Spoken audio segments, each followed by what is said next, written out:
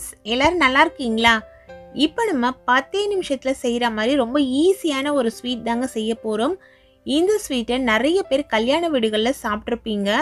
நான் சொல்கிறேன், இந்த மெத்தடில் நீங்கள் செஞ்சிங்கன்னா கல்யாண வீட்டில் சாப்பிட்டா அந்த டேஸ்ட்டையே ஓவர்டேக் பண்ணுற அளவு இருக்கும் நம்மளோட டேஸ்ட்டு.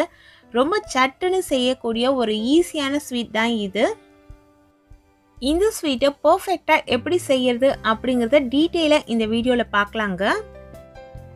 நம்ம இப்போ பிரெட் அல்வா தான் செய்ய போகிறோம். பிரெட் அல்வா செய்யறதுக்காக மில்க் பிரெட் எடுத்து வச்சுருக்கேன். நீங்கள் வாங்குகிற பிரெட் நல்ல ஸ்வீட் பிரெட்டாக இருக்கட்டும், மில்க் பிரெட்டாக இருக்கட்டும். ஸ்வீட் பிரெட்டு மில்க் பிரெட்டில் நீங்கள் செஞ்சிங்கன்னா நம்மளோட அல்வா ரொம்ப டேஸ்டியாக இருக்கும். ஓரங்கள்லாம் கட் பண்ணி எடுத்துடுங்க. ஓரங்களோடையே சேர்த்து செய்யலாம், இருந்தாலும் அது ஹார்டாக இருக்கும். அதை நீங்கள் கட் பண்ணி எடுத்துகிட்டு செஞ்சிங்கன்னா இந்த அல்வாவோட டேஸ்ட்டு ரொம்ப நல்லா இருக்குங்க. நான் இன்றைக்கி கிட்டத்தட்ட மீடியம் சைஸில் இருக்க பிரெட் ஸ்லைசஸ் 8 பிரெட் ஸ்லைசஸ் எடுத்து வச்சுருக்கேன். இது எல்லாத்தையுமே நம்ம பொரிச்சு எடுத்துக்க போகிறோம். பொரிக்கிறதுக்கு நெய் தான் நான் யூஸ் பண்ணுறேன். நெய்யில் மட்டும்தான் பொரிக்க போகிறோம். நீங்கள் நெய்யிலேயே ஃபுல் அண்ட் ஃபுல் செய்யறதுக்கு விருப்பப்படலைன்னா வாசனை இல்லாத எண்ணெயை சேர்த்து பிரெட் ஸ்லைசஸை பொரிச்சு எடுத்துக்கோங்க. இந்த பிரெட் ஸ்லைசஸை பொரிக்கிறதுக்கு எவ்வளவு நெய் தேவைப்படுமோ அதுக்கேற்ற மாதிரி நீங்கள் கொஞ்சம் கொஞ்சமாக சேர்த்துக்கோங்க. நான் இப்போ பார்த்தீங்கன்னா ஒரு 100 ml அளவுக்கு நெய் சேர்த்துருக்கேன். மிதமான தீயில் வச்சு பிரெட் ஸ்லைசஸை பொரிச்சு எடுக்க போகிறேன். நீங்கள் வீட் ப்ரெட்டில் கூட செய்யலாம். இது மைதா பிரெட் தான். நீங்கள் மைதா பிரெட் விருப்பப்படலைன்னா வீட் ப்ரெட்டில் செஞ்சுக்கோங்க. ஆனால் மில்க் ப்ரெட்டாக இருக்கட்டும், அந்த ப்ரெட்டு நல்லா ஸ்வீட்டானதாகவும் இருக்கட்டும். அப்படி இருந்தால் தான் நம்மளோட அல்வா நல்லா சுவையாக இருக்குங்க. அதே போல் நல்லா 2 சைடும் ப்ரௌன் கலரில் சேஞ்ச் ஆகணும். அது வரைக்கும் திருப்பி திருப்பி விட்டு நல்லா கிறிஸ்பியாக பொரிச்சு எடுத்துக்கோங்க.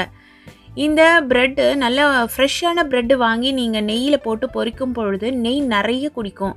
எண்ணெயில் பொரிச்சாலும் எண்ணெய் நிறைய இழுக்கும். அதனால் என்ன பண்ணணும்னா, ஃப்ரெஷ்ஷான ப்ரெட்டாக இருந்துச்சுன்னா ஃபேன் காற்றுல ஒரு 2 மணி நேரம் நல்லா ஆற விட்டுடுங்க. அப்படி இல்லைன்னா பிரெட் பேக்கெட் வாங்கிட்டு நம்ம யூஸ் பண்ணியிருப்போம், அதில் மீந்த பிரெட் ஸ்லைசஸ் இருக்கும், அதை யூஸ் பண்ணி கூட நீங்கள் செஞ்சுக்கலாம். நீங்கள் ஃப்ரெஷ்ஷான ப்ரெட்டுன்னு உடனே அதை யூஸ் பண்ணிங்கன்னா அது நிறைய எண்ணெய் குடிக்கும். அதை பார்த்துக்கோங்க. இப்போது இதில் நான் 100 கிராம் அளவுள்ள சர்க்கரை சேர்க்கிறேன். அதில் 200 ml அளவுள்ள தண்ணி சேர்க்கிறேன். நீங்கள் சர்க்கரை எந்த அளவு எடுக்கிறீங்களோ அதை விட டபுள் பங்குக்கு தண்ணி சேர்த்துக்கோங்க. ஏன்னா இந்த பிரெட் ஸ்லைசஸை நம்ம இதில் சேர்த்து தான் மிக்ஸ் பண்ண போகிறோம். அப்போ அது உறிஞ்சிக்கிட்டு அல்வா கன்சிஸ்டன்சிக்கு நமக்கு வரணும்.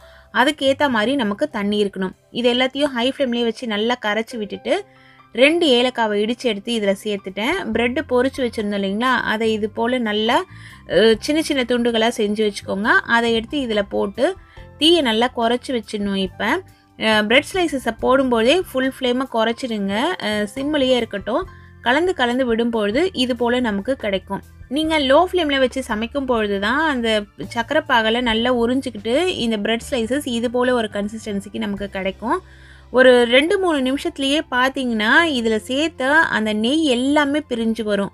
2-3 நிமிஷம் ஏன் சொல்கிறேன்னு பார்த்தீங்கன்னா, ரொம்ப சீக்கிரமாகவே இதில் பச்சை மணம் போயிடும். ஏன்னா ஏற்கனவே நம்ம பொரிச்சிருக்கோம். அதுக்கேற்ற மாதிரி இதில் சீக்கிரமாக குக் ஆகிடும். அந்த நெய்யெல்லாம் பிரிஞ்சு வர அந்த சமயத்தில் நம்மக்கிட்ட என்ன நட்ஸ் இருக்கோ அந்த நட்ஸை இதில் சேர்த்துக்கோங்க. முந்திரி திராட்சை நெய்யில் பொரிச்சு தான் சேர்க்கணும் அப்படிங்கிற அவசியம் இல்லை. நான் பாதாமை இடித்து இதில் சேர்த்துருக்கேன். அதே போல் வெள்ளரி விதை இருந்தது, அதை அப்படியே தான் சேர்த்துருக்கேன். நெய்யில் எதுவுமே நான் இதை வறுக்கவே இல்லை. நம்மளோட விருப்பம் தாங்க. இப்போது இதில் சேர்த்துட்டு நல்லா கலந்து கலந்து விட்டாச்சு. ஸ்டவ்வையும் சுவிட்ச் ஆஃப் பண்ணியாச்சு. இந்த பாத்திரத்தில் ஒட்டாமல் எந்த அளவு உருண்டு திரண்டு வருது பாருங்கள். இது நான்ஸ்டிக் பாத்திரம் கூட கிடையாது. அதே போல் பொரிக்கிறதுக்கு நம்ம சேர்த்தோம் இல்லைங்களா நெய், அந்த நெய் மட்டுமே இதுக்கு போதுமான அளவாக இருக்கும். இப்போது இதை எடுத்து நம்ம சேஞ்ச் பண்ணிக்கலாம். சர்விங் பவுலில் சேஞ்ச் பண்ணிக்கோங்க. இல்லை வேறு எதில் நீங்கள் சேஞ்ச் பண்ணுறீங்களோ சேஞ்ச் பண்ணிவிட்டு நல்லா ஆறின பிறகு ஸ்டோர் பண்ணி வச்சுக்கோங்க. ரூம் டெம்பரேச்சர்லேயே இது 1 வாரம் வரைக்கும் நமக்கு கெட்டு போகாமல் இருக்கும். ரொம்ப சுவையாக இருக்கும். இந்த மெத்தடில் நீங்கள் பிரெட் அல்வா ஒரே ஒரு முறை செஞ்சு சாப்பிட்டு பாருங்களேன். நீங்கள் வேறு எங்கேயுமே வெளியே சாப்பிடாத டேஸ்ட்டு உங்களுக்கு கிடைக்கும். ரொம்ப சுவையான பிரெட் அல்வா ரெடி ஆயிடுச்சுங்க. இது போல் நல்ல நல்ல ரெசிபிஸ் தெரிஞ்சுக்கணுன்னா நம்ம சேனலை தொடர்ந்து பாருங்கள். சுவையாக சமைச்சு சாப்பிட்டுட்டு மகிழ்ச்சியாக வாழுங்க. சுவையாகவும் இருக்கணும், ஆரோக்கியமாகவும் இருக்கணும்னா நம்ம சேனலை பார்த்து சமைங்க. Thank you friends.